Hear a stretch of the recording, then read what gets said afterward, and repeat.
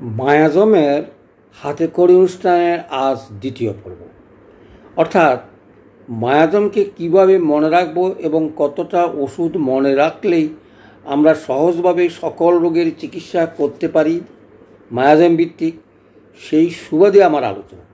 সেই অনুসারে আমি প্রতিটি গ্রুপে অর্থাৎ মায়াজমে 5টা করে ওষুধ রাখার কথা বলেছি এবং গতদিনও আমি 5টা ওষুধ নিয়ে আলোচনা করেছি শরিক মায়াজমের উপরে। আজকে সাইকোসিস মায়াজমের উপরে আলোচনা করব। গতদিন ওষুধ রেখেছিলাম sulphur, psorinum, Causticum, calcarea carp, sepia. আমি ব্যাখ্যাও করেছিলাম কেন কী কারণে আমরা ওষুধগুলোকে ভাগ করে আমরা শরিক মায়াজমের প্রথম পর্যায়ে ওষুধের ভিতরে রেখেছি। ওষুধ বহু আছে, শরিক মায়াজমের ওষুধ অনেক আছে, ঠিক সাইকোসিসেরও তাই। সেই অনুসারে প্রধান ওষুধগুলো নিয়ে আলোচনা করার উদ্দেশ্যেই আপনাদের বলছি 5টা ওষুধের নাম বলতে। আমি আগে 5টা ওষুধের নাম বলে পরে সেগুলো ব্যাখ্যা করার চেষ্টা করব। চলে আসি তাহলে প্রথম যদি আমি বলি, সাইকোসিসের প্রথম ওষুধ হচ্ছে Thuja, Medorrhinum, নেট্রামিউর, arsenic album, nitric acid. এই 5টা রেখেছি। তার অর্থে কথা নয় যে সাইকোসিসের বা ওষুধ নেই বা শরিক মায়াজমের আর ওষুধ নেই। ওষুধ অনেক আছে, অনেকগুলোই যার দৃষ্টিতে কোথায় রাখলে সুবিধা হয় সে আলোচনা করে আমি এই ওষুধগুলো সুবিধা রেখেছি। প্রতিটা মায়াজমে যখন আমি চিন্তা করি তখন আমি ভাবি যে এটা শরিক, সাইকোটিক, সিফিলিটিক, টিউবারকুলোসিস একটা করে মেডিসিন থাকে, অথবা যে ওষুধটা সবচেয়ে বেশি ব্যবহার হয় এবং তার প্রয়োজনীয়তাটা কী সেটা অনুভব করেই এক গ্রুপে আমি রেখেছি। তাহলে প্রথমে কী রাখলাম? থুজা। নিশ্চয়ই থুজা হচ্ছে সাইকোসিস রোগীর একেবারে প্রধান, আমরা রাজা বলতে পারি। অর্থাৎ সাইকোসিসের চিন্তা করতে গেলেই থুজার কথা আসে। আবার প্রত্যেকটা ওষুধের ভিতরে দেখবেন আমরা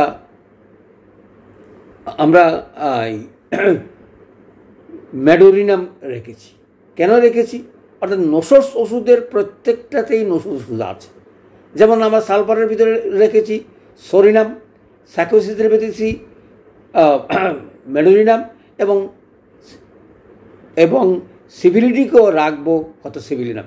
এভাবে অর্থাৎ এই যে দুইটা ভাগ, একটা হচ্ছে অরিজিনাল যেটা আছে, আর একটা হচ্ছে নসস গ্রুপে। তাহলে বুঝতে পারছেন ম্যাডোরিনামের স্থান দ্বিতীয়, অর্থাৎ সাইকোসিস মায়াজমের চিকিৎসা কল্পে। আর তৃতীয়টা হচ্ছে নেট্রামিউর। গভীরতা, প্রয়োজনীয়তা এবং সকল দিক চিন্তা করে আমরা রেখেছি। তার অর্থ এই ওষুধগুলো কোনো না কোনো মায়াজমে 3-4টে মায়াজমে কাজ করতে পারে, কিন্তু সাইকোসিস মায়াজমের ডাবল স্ট্যান্ড নিয়ে তারা অবস্থান করে। এই সুবাদেই এখানে রাখা, তার সঙ্গে কোন মায়াজমের অথবা কেন সেটা আমরা ব্যাখ্যা করার চেষ্টা করব গভীরতার দিক দিয়ে। তাহলে চলে আসি, তারপরের ওষুধটা হচ্ছে আর্সেনিক। অর্থাৎ আমরা আর্সেনিক অ্যালবামের কথা বলছি, এই কারণে বলছি এটা সাইকোসিস মায়াজমের উপরে একেবারে 2টা স্টার নিয়ে অবস্থান করছেন। কারণ একমাত্র অর্থাৎ শ্বাসকষ্টের উপরে যদি কোনো মেডিসিন খুব কুইক কাজ করে থাকে, সেই কারণেই সেটাকে এই সাইকোসিস হিসাবেই অনেক সময় আমরা ব্যবহার করি। সেটা সিভিলিটিকও মায়াজমে আছে এই আর্সেনিক। তারপরে ওষুধটা আছে নাইট্রিক অ্যাসিড। ওই যে বললাম, অর্থাৎ এই 5টা ওষুধের ভিতরে নাইট্রিক অ্যাসিড সবচেয়ে সিভিলিটিক মায়াজমের গভীরতা আছে। তো বলে তাহলে সেটা আমি সাইকোসিসে রাখলাম কেন? যেহেতু সাইকোসিসে 2টা স্টার নিয়ে আছে এবং নাইট্রিক অ্যাসিডও সে 2টা স্টার নিয়ে আছে, তাহলে বুঝতেই পাচ্ছেন সেটা সাইকোসিস হইয়া সিভিলিটিক। তাহলে কত জটিল এবং গভীরতা কত বেশি। কারণ আমরা যখন মায়াজমের ট্রিটমেন্ট করতে যাব, আমরা ভাগ অনুসারে দেখব একজনের বডিতে কতটুকু মায়াজম, কোন মায়াজমের গভীরতা কতটুকু আছে, তার সঙ্গে মিলিয়ে ওষুধগুলো যদি একটু প্রয়োগ করা হয় তাহলে অনেক সময় বৃদ্ধি ঘটে না।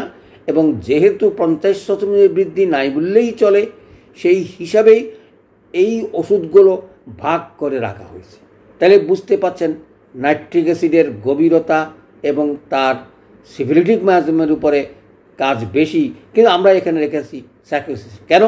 সাইকোসিসও সেই দুইটা স্টার নিয়ে আছে, সিফিলিটিকও আছে, কিন্তু রেখেছি এই কারণে অনেক সময় সাইকোসিস রোগীর ক্ষেত্রে আমরা চিন্তা করতে পারি যে দোনোটা মায়াজম সমানভাবে আছে, আমরা বুঝতে পারছি না, তখন আমরা এই নাইট্রিক অ্যাসিড ওষুধটা ব্যবহার করতে পারি। এটার গভীরতাও খুব বেশি এবং প্রয়োজনীয়তাও বেশি। তাইলে আমরা আবার চলে আসি এই 5টা ওষুধের কেন, কী কারণে এখানে রাখা হয়েছে। অনেকে তো প্রশ্ন করে, স্যার ওই ওষুধটা তো শরিক মায়াজম, ওই ওষুধটা। আমি সেই দিকে বিবেচনা করি নাই। আমি বিবেচনা করেছি কি? আমি বিবেচনা করেছি সাইকোসিস মায়াজমের উপরে টপ থাকতে হবে, তার সঙ্গে অন্য মায়াজমও থাকতে পারে, সেটা কারণ আমাদের ওষুধ তো অনেক, কিন্তু আমরা 20টা মেডিসিনকে ভাগ করে 4টা ভাগে রাখার চেষ্টা করব এবং জানার সহজ উপায় বের করে মনে রাখার চেষ্টা করব, প্রয়োগের সময় যেন আমরা অনায়াসে এই ওষুধগুলোকে ব্যবহার করতে পারি।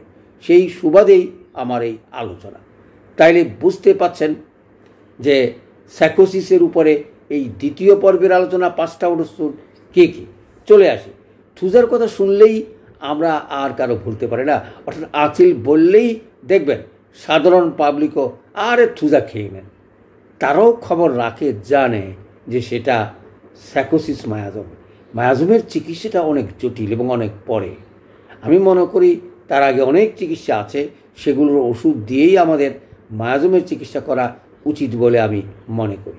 তারপরে দেখুন গভীরতার দিক দিয়ে যদি চিন্তা করি, অর্থাৎ নসস ওষুধ ম্যাডোরিনামের প্রয়োজনীয়তা অস্বীকার করা যায় না। ঠিক হরিমন যদি সুন্দর একটা বলেছিলেন, পৃথিবী থেকে যদি পাগল দূর করতে হয় তাহলে একমাত্র ম্যাডোরিনামের পক্ষেই সম্ভব। অর্থাৎ ম্যাডোরিনাম চিকিৎসা পাগলের একমাত্র ওষুধ বলে আমরা জানি, অথবা উনিও বলেছেন। সুতরাং সেখানেও সাইকোটিক মায়াজমের কথা, এই সাইকোসিস বা সাইকোটিক মায়াজমের কথা আমরা চিন্তা করতে পারি। ন্যাট্রামিউর কত গভীরতা, কিন্তু মনোকষ্টের উপরে যদি কোনো গভীরতার ওষুধ থাকে তাহলে ন্যাট্রামিউর। তাহলে বুঝতে পাচ্ছেন এই ওষুধগুলো কেন আমি এই গ্রুপে ভাগ করে রেখেছি। অর্থাৎ স্টার, তার সাইকোসিসের উপরে স্টার আছে 2টা, শরিকের উপরেও আছে, কিন্তু সিফিলিটিকের উপরে বা টিউবারকুলোসিস বডিতেও তার আছে। তাহলে বুঝতে পাচ্ছেন গভীরতার দিক দিয়ে চিন্তা করে অনেক সময় আমরা লবণপ্রিয়তা দেখে এবং মায়াজমের কথা ভাবে যদি সেটা সাইকোসিস মায়াজম হয়ে থাকে তাহলে আমরা এই ওষুধটা প্রয়োগ করতে পারি। দেখুন অনেক সময় একেবারে শ্বাসকষ্টের রুগী অথবা পাগল হতে হবে অথবা আচিল টিউমার থাকতে হবে, তাছাড়াও তো রুগী থাকতে পারে।